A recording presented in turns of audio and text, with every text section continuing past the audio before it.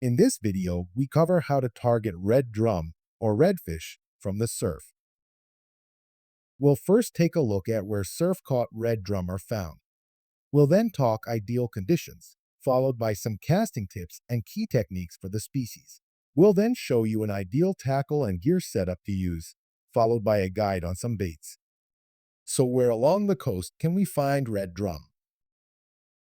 It's actually possible to catch red drum as far north as Massachusetts, though they are more commonly caught from Maryland all the way down the east coast. By far the best surf fishing for this species tends to be around Florida, as well as there being good fishing all the way along the southern Gulf Coast, leading round to Texas. So which are the best conditions for surf-caught red drum? Immature red drum, also known as pups, can actually be caught year-round, especially within estuaries, inland marshes, and creeks, though are still caught on open surf beaches. Larger specimen drum caught in the surf will have a fixed season for different areas of coast. They can be caught in their northern range off Maryland from May to November. For Florida, the ideal window will be between late summer up to early fall. It's the fall season that tends to be the best time to target specimen drum, no matter what the location, due to migration and feeding habits. Red drum can actually be fished at all stages of tide, but the stage of tide will determine your exact approach. When fishing at low tide, drum will tend to shoal more tightly together in concentrated numbers, gradually pushing into the shallows of the intertidal zone. This can be around areas such as seagrass and mangrove. It's during the flood tide up to the high tide that they venture along the beaches along the surf zone. During this time, the drum will be spread out more widely. You can also fish for drum on the ebb after high tide, but you will be better to fish near certain key areas, which we'll discuss in a moment. Red drum will feed in various surf conditions. They'll prefer good wave action in the water. In fact, they can even feed when seas are rough, though your safety should always be a priority when choosing conditions. If fishing in cooler temperature conditions, such as fishing in a northern state, or fishing in a warmer state but during spring or winter, then consider fishing the warmest part of the day around midday and early afternoon, as this will counteract the colder temperatures. If fishing in a warmer southern state in midsummer, the temperatures can actually climb too high beyond ideal conditions, in which case fishing at sunrise or sunset can be effective. In addition, night fishing can also prove effective, as with many species. So which casting tips and key methods could make or break our session? Drum are actually often found in as little as 1 to 4 feet of water.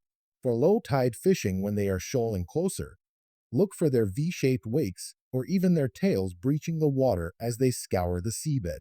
In these situations, be sure to cast near to them and not directly on top of them.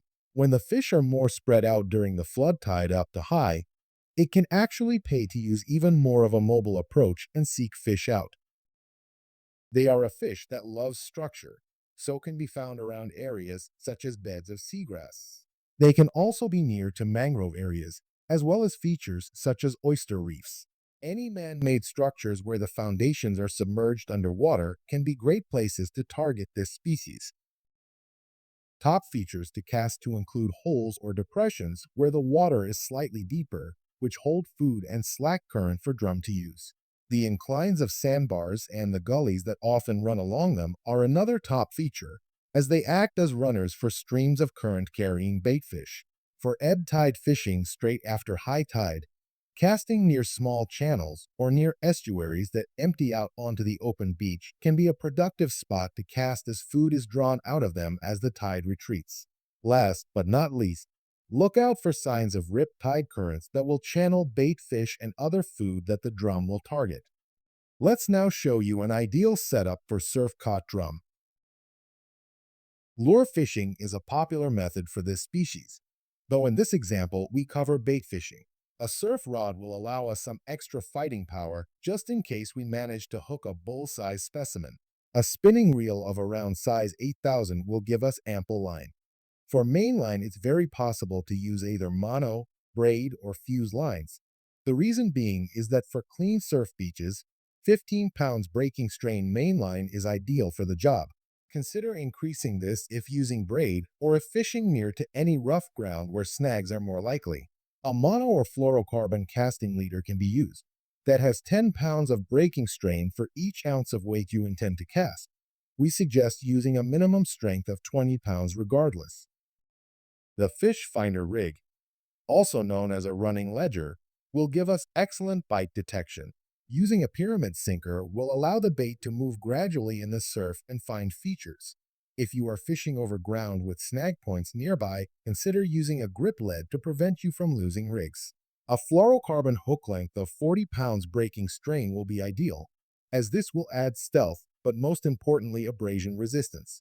The tough mouths of red drum can even blunt hooks down, so make sure to sharpen or replace hooks after a session of catching them. We highly suggest using circle hooks between size 2.0 to size 5.0, depending on the size of drum you wish to target and ultimately the size of bait. So what about bait? Red drums specialize in hunting crustaceans. Sand fleas, also known as mole crabs, can make perfect baits, as can actual crab baits. Fresh sand flea tends to stay on the hook better than frozen. Other bait types can also work very well. This includes squid baits and even baits such as shrimp. Drum will also readily take fish baits. Popular baits include mullet, ladyfish, and menhaden, also known as bunker. If you'd like to see a full guide on surf fishing Florida, be sure to check out the link shown here. There is also a link that covers how to target striped bass in the surf. Be sure to hit subscribe to show us support and stay notified of any future videos. We hope you enjoyed this tutorial and hope to see you again soon.